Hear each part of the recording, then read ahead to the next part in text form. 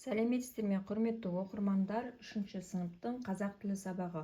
Бүгінгі сабақта 13-ші сабақ бойынша 49-ші жаттығудан 51-ші жаттығуға дейін бірге қарастыратын боламыз. Құрметті оқырмандар, каналға тіркеліп, өз көмектеріңізді беріп қойыңыздар, лайк басыңыздар. Ұнаса, подписаться батырмасын басып, каналға тіркеліп алыңыздар. Бірінші тапсырмада бізде 49-ші жаттығу мәтінді тыңда дейді. Мәтінді мен оқып берейін, мұқият тыңдап алыңыздар. Құмырсқаның пайдасы. Құмырсқа ұйымдасып, жабыла жұмыс істейтін жәндік. Құмырсқалар ұйымшыл келеді. Орманда жүріп, адасып кетсеңіз, құмырсқаның илеуіне қарап, бағыт-бағдарды анықтап алуға болады. Өйткені құмырсқалар өз илеуін тек солтүстікке қаратып салады екен. Олар өлген шыбын-шіркейді, басқа да зиян заттарды жеп, қоршаған ортаны тазартып, табиғатқа көп пайда келтіреді. Сондықтан олардың илеуін бұзбаған, баспаған дұрыс. Қайта оларды қорғау керек. Мәтіннен тірек сөздерді тап дейді бізге. Біздерге тірек сөздер болады. Құмырсқа, жәндік, илеу, ұйымшыл, солтүстік, шыбын-шіркей, зиян, қоршаған орта, табиғат деген сөздерді біздер тірек сөздерге ала аламыз. Сызба бойынша мәтін бөліктерін тап дейді. Мәтін бөліктерді, яғни құмырсқаның пайдасы туралы басталды. Одан кейін сол пайдасы туралы дәлелденетін пікірлер айтылды. Одан кейін тағы да дәлелденетін пікір басталды. Сосын барып ең соңында қорытынды айтылды. Мысалы, құмырсқа ұйымдасып, жабыла жұмыс істейтін жәндік. Құмырсқалар ұйымшыл келеді. Орманда жүріп адасып кетсеңіз, құмырсқаның илеуіне қарап бағыт-бағдарды анықтап алуға болады деп пайдасы туралы айтты.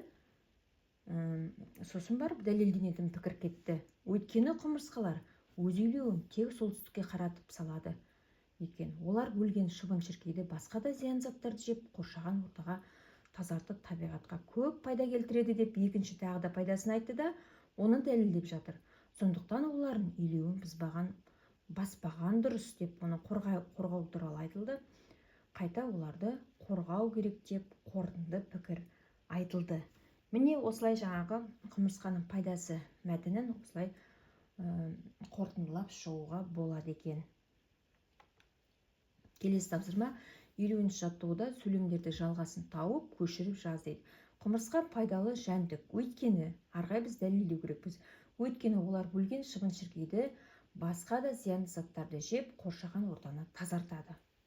Ауа тазарды, себебі айналада ағаштар көп. Яғни біздер көбірек ағаштар отырғызатын болса, біздің ауамыз таза болады екен. Дала әппақ. Өйткені қар жауды. Қар қай кезде жауады ені? Қар, яғни қыс мезгілінде жауады. Даламыз айналаның барлығы әппақ көрпе жамылғандай болып, әппақ болады. Міне сол кезде айтуымызға болады. Дала әппақ, өйткені қар жауды деп.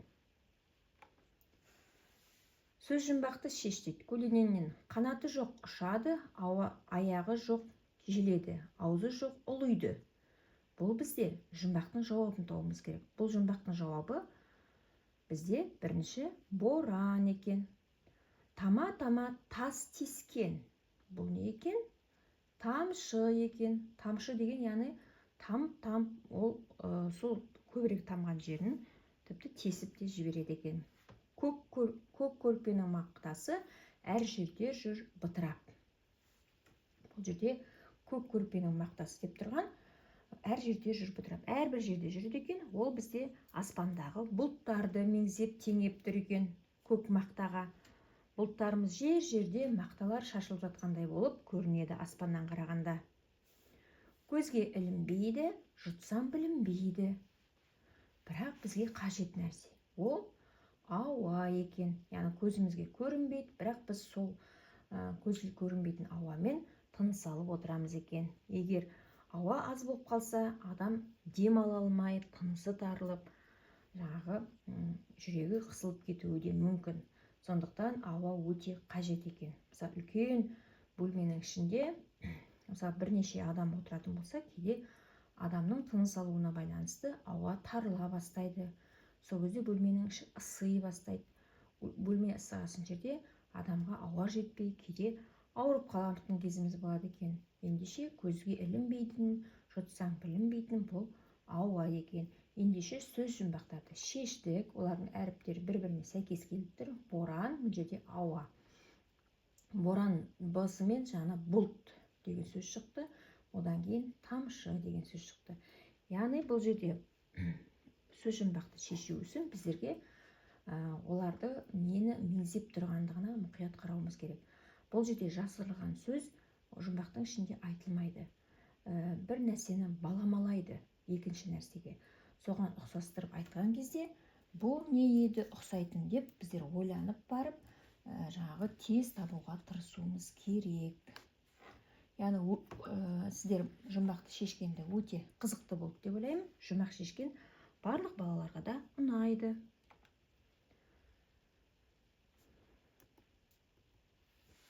Құрметті оқырмандар, осымен каналдағы тапсырмаларымызды орындап аяқтадық. Сіздер каналға тіркеліп өз көмектеріңізді беріңіздер.